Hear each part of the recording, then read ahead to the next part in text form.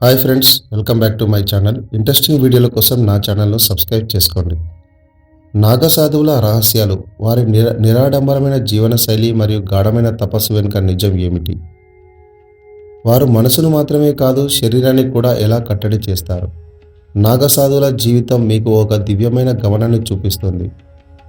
నగ్న జీవితం వెనుక ఆధ్యాత్మిక రహస్యం ఇది. నాగసాధువుల అజ్ఞాత జీవితం తెలుసుకోండి. అనంత త్యాగం, కఠిన తపస్సు మరియు పవిత్ర ఆచారాలతో నాగసాధువుల ఆధ్యాత్మిక జీవితం ఎలా సాగుతుంది? నాగసాధువులు తమ జీవితం మొత్తాన్ని ఆధ్యాత్మిక సాధనకు ఎలా అంకితం చేస్తారో అన్ని విషయాలు ఈ వీడియోలో తెలుసుకుందాం. కుంభమేళా, అర్ధ కుంభమేళాలకు ప్రత్యేక ఆకర్షణగా నిలిచే నాగసాధువుల గురించి ఎన్నో చిక్కని ప్రశ్నలున్నాయి.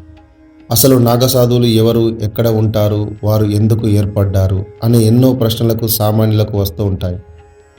చాలామంది వీరిని అఘోరాలుగా భావిస్తారు, కానీ అఘోరాలు వేరే, నాగసాధువులు వేరే. నాగసాధువుల గురించి ఎన్నో విషయాలు వినిపిస్తూ ఉంటాయి. శ్రీ శ్రీ శ్రీ ఆది శంకరాచార్యుల కాలంలో దేశంలో బౌద్ధం బాగా ప్రాచుర్యంలో ఉండగా అరబ్లు, పార్షీలు దేశంలోకి ప్రవేశించి హిందూ దేవాలయాలను, సాధువులను చంపుతుండేవారు. వారిని కట్టడి చేయడానికి అప్పటి రాజులు కూడా ఎంత ప్రయత్నించినా అది కుదిరేది కాదు. దీంతో హిందూ ధర్మాన్ని రక్షించాల్సిన అవసరం ఉందని గుర్తించిన ఆది శంకరాచార్యులు ఓ వర్గాన్ని తయారు చేశారు. ఆ వర్గమే నేటి నాగసాధువులు. మంత్రాలకు చింతకాయలు రాలనట్లే శాపాలు, ఆర్తనాదాల వల్ల హిందూ ధర్మం నిలబడలేదని, దాన్ని నిలబెట్టాల్సిన ధర్మం నాగసాధువులకు అప్పగించారు. నాగాలుగా మారాలని అనుకున్న వారు ముందుగా ఇల్లు వాకిలి వదిలేసి సాధారణ సన్యాసం స్వీకరించాలి. 6 సంవత్సరాల పాటు కఠినమైన బ్రహ్మచర్యాన్ని అవలంబించాలి. అన్ని రుచులను వదిలేయాలి, అన్ని వాసనలకు దూరంగా ఉండాలి, అన్ని సుఖాలను త్యాగం చేయాలి, అన్ని మోహాలను వదిలిపెట్టాలి, చివరకు వస్త్రాల్ని వదిలివేయాలి. ఆ తర్వాత 5 గురువుల దగ్గర తమను తాము అన్నిటికీ అతీతంగా ఉండగలుగుతున్నట్లు నిరూపించుకోవాల్సి ఉంటుంది. 6 సంవత్సరాల బ్రహ్మచర్యంలో సాధువులు కౌపీనం అంటే లంగోటి ధరించి ఉంటారు. ఒక్కో దానిపై మోహం తీరిపోయాక చివరగా కౌపీనాన్ని కూడా సైతం విడిచిపెడతారు. హిందూ ధర్మాన్ని రక్షించడం పరమావధిగా వీరు జీవిస్తుండగా ఎప్పుడూ శివనామ స్మరణ చేస్తూ ఉంటారు. మంత్రాలతో పాటు అస్త్రశస్త్రాలను ఎలా ప్రయోగించాలో వీరు మరింత తర్ఫీదు తీసుకొని ఉంటారు. నాడు హిందూ దేవాలయాల మీద జరిగే దాడిని వీరు క్రమక్రమంగా అడ్డుకుంటూ వచ్చారు. కేవలం వందల సంఖ్యలో నాగసాధువుల బృందం వేల సంఖ్యలోని బలశాల అరబ్బుల సైన్యాన్ని ఊచకోత కోసేవారు. నాగసాధువులు హిమాలయాల్లో ఉంటూ నిత్యం ధ్యానంలో ఉంటారు. వీరు ఒంటి మీద నూలుపోగు లేకుండా విభూది రాసుకొని జీవిస్తుంటారు.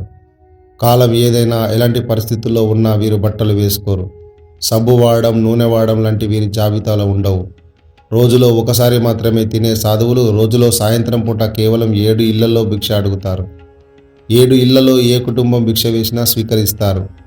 ఒకవేళ భిక్ష లభించకపోతే ఆ రోజు ఏమీ తీసుకోరు.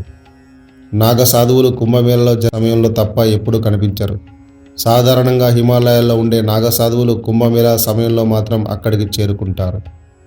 అయితే హిమాలయాల నుండి ఎన్ని వేల కిలోమీటర్ల దూరంలో ఉన్న మధ్యలో వీరు ఎవరికి తారసపడరు. కుంభమేళా ప్రారంభంలో వీరు పవిత్ర స్నానాలు పుణ్యజనులకు మరింత పుణ్యాన్ని ఆపాదిస్తాయని చాలామంది నమ్మకం. పురుషుల మాదిరిగానే మహిళా నాగసాధువుల జీవితం కూడా ఉంటుంది. ఒక స్త్రీ నాగసాధువుగా మారినప్పుడు వారిని సాధువులు లేదా సాధ్వీలు అంటారు. మహిళా నాగసాధువుల పరీక్షలు అనేక ఏళ్లు సాగుతాయి. వారు కఠినమైన బ్రహ్మచారిణి నియమాలు పాటిస్తారు. వారి బతికి ఉండగానే తమ పిండానికి ప్రదానం చేసుకుంటారు. శిరోమండలాన్ని కూడా చేయించుకుంటారు. అన్ని పరీక్షలు ముగిశాకే వారు మహిళా నాగసాధువులు అవుతారు. మహిళా నాగసాధువులు చాలా అరుదైన సందర్భాల్లో కనిపిస్తుంటారు. వారు సామాన్యులకు దూరంగా దట్టమైన అడవులలో, కొండలలో, గుహల్లో ఉంటుంటారు. తమ సమయమంతా భగవంతుని భక్తి మార్గంలో వెచ్చిస్తుంటారు. వారు అడవులు, కొండలు వదిలి అరుదైన సమయాల్లోనే జనంలోకి వస్తుంటారు. మహిళా నాగసాధువులు చాలా కుంభమేళా, మహాకుంభమేళాలోనే దర్శనమిస్తుంటారు. ఆ తర్వాత కనిపించకుండా పోతారు. వారు శివుడిని, అగ్నిని ఆరాధిస్తారు. మిగతా దేవుళ్ళందరినీ పూజిస్తే వాళ్ళు స్పందించేసరికి చాలా సమయం పడుతుందట. అగ్నిని ఆరాధిస్తే, ఆయనకు ఆహుతులను అర్పిస్తే వెంటనే విభూతి రూపంలో ఫలితాన్ని అందిస్తాడట. ఆ విభూతినే నాగసాధువులకు సర్వస్వం అవుతుంది. విభూతి అంటే ఐశ్వర్యం. నాగసాధువులకు ఆ విభూదే ఐశ్వర్యం. దేశంలోని మిగతా శైవ క్షేత్రాల కంటే ఉజ్జయినిలో ఒక విశిష్టమైన ఆచారం ఉంది. ప్రతిరోజు రాత్రిపూట ఉజ్జయిని శ్మశాన వాటికలో అప్పటికప్పుడు తాజాగా మండిన చితిలో నుంచి భస్మాన్ని తీసి ఆ మహాకాళేశ్వరుడికి అభిషేకం చేస్తారు. భస్మరాశి విభూదిగా మారిపోతుంది. మన శరీరమే విభూది అని చెప్పడానికి ప్రతీక ఈ అభిషేకం. మిగతా ప్రపంచం కంటే చాలా పరిశుభ్రమైన జీవనం తమదని నాగాలంటారు. నాగ సాధువులు ఎక్కువగా ప్రయాణాలు చేయరు, ఎక్కడికి వెళ్ళరు. కేవలం కుంభమేళాలు జరిగినప్పుడే ఆ నదీ తీరానికి వాళ్ళు వస్తారు. పవిత్ర స్నానాలు చేసి వెళ్ళిపోతారు.